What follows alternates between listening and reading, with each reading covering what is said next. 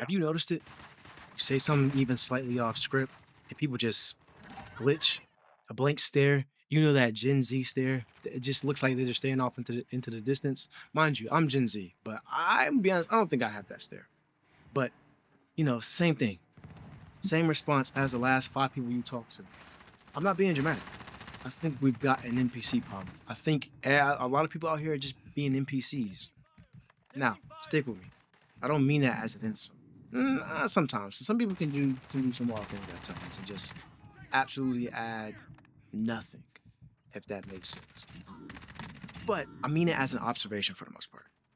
Somewhere along the way, a lot of people stopped running their own thoughts and started running cached ones, opinions they downloaded, reactions they didn't write. And today I want to talk about that and why it's happening, what it looks like, and how to not be one of them. Because look, let's be honest. A lot of us, almost every single one of us, has participated in the NPC culture, especially in Western society. So let's talk about the symptoms. Let's talk about why it happens or how it happens. You have the same 5 hot takes, recycled with different words. Everybody on social media is talking about the same thing over and over again. And people can't explain why they believe it with so much vitriol. It's just that, everybody knows that. That's the way that things are supposed to be, right? And people get visibly uncomfortable when a conversation goes off the expected path. And it repeats whatever the algorithm fed them that morning like it's their own idea. We live in the age of social media and technology. I understand that. And it has its goods. It has upsides, but also it has its downsides as well. Think about it. All you see on social media nowadays is the same old stuff. Whatever you are, whatever you like, whatever your likes are, you are going to be catered to that. People like drama, you're gonna be catered drama. And there's this recency bias. People are only going to believe what reaffirms their own bias. That's just the truth. And the social media is a reflection of that. Social media is a mirror of that. It's true. Social media does not serve to inform you.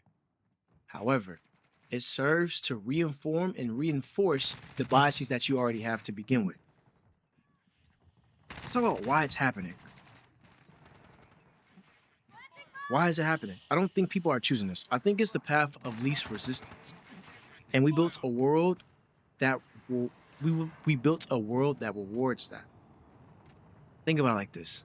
A lot of people don't actually like thinking deeply. A lot of people don't enjoy observational thinking. A lot of people don't enjoy thinking critically. That's the issue. People want to be spoon-fed. The algorithm doesn't want your thoughts. It wants your reactions. Again, what I just said. Social media does not seem to inform you. It seems to reinforce your biases already. Every feed you scroll is optimized for one thing, keeping you scrolling, not for making you think, not for making you curious. Maybe sometimes curious, but curious towards things that really don't matter, like drama. It wants you to react. And reacting is way easier and way more efficient than reasoning to them. So the content that wins is the content that triggers an instant gut response, outrage, agreement, a laugh. Do that enough times a day, every day, and you stop forming opinions. You start absorbing them. Prepackaged, ready to rinse and repeat. Again, we see the same things over and over and over again. We've gotten to the point to where disagreement got expensive. It used to cost you an awkward conversation. Sometimes it costed you a friendship. Now it can cost you an entire friend group. You could be ostracized. Sometimes your job, your whole timeline is turning on you. So a lot of people did the math and realized, you know what? Being agreeable is better. Being agreeable is safe. And I'm not saying that's a new concept, because that's always been a thing. However, the price of being agreeable can save you a lot more now. Nobody screenshots you. Nobody clocks what you do. But however, the problem is, if you do that enough times, you forget you were ever capable of doing anything else. And piggyback off of that, now we got to talk about belonging. Again, if you're not agreeable, a lot of people don't want to belong with you, or people believe that you don't belong with them because you don't agree with everything that they say or do, which we are all our own individuals. So why do we have this notion that we have to agree with everybody to begin with. Honestly, you shouldn't agree with everybody. You shouldn't. You shouldn't agree with you shouldn't agree with everybody, and you shouldn't agree with everything that somebody says. That shouldn't be true. Even the most prominent leaders in your society, you're gonna find something that you disagree with them with. Even somebody who you idolize, you're gonna find somebody that you disagree. You're gonna find something that you disagree with them with. That's how it should be, because we all have our own thoughts and our own belief systems. But nowadays, it just feels wrong if we disagree with somebody. It feels like being stabbed in the back if somebody disagrees with you. And the price of that, again, ostracization, loss of a friend group, things of that nature. So what do?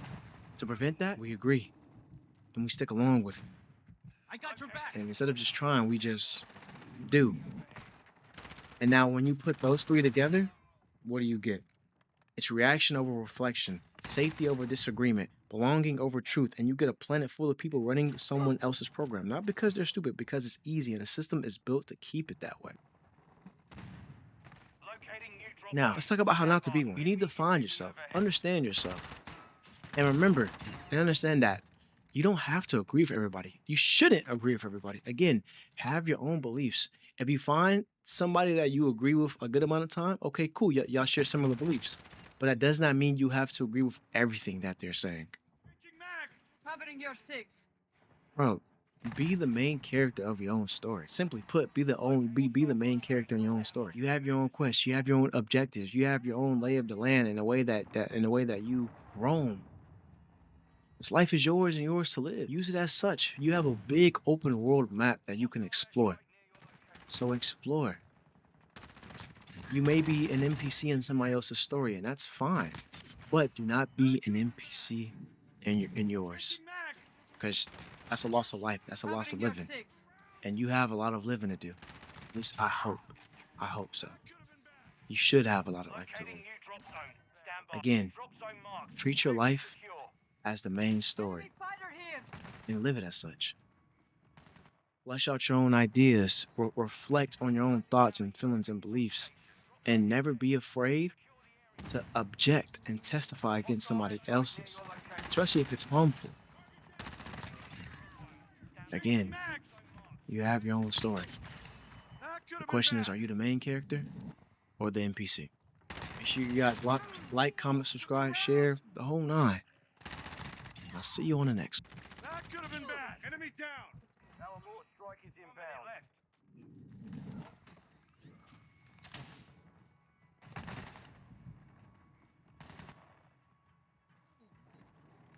Friendly counter UAV is on station. Drop zone contested. Secure the area. Drop zone contested. Target down. Locating new drop zone. Stand by. New drop zone marks. Move to secure.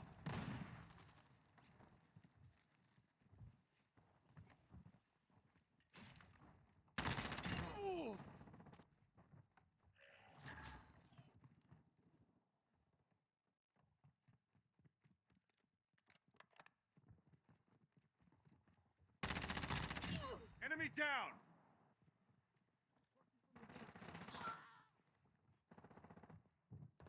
One minute left.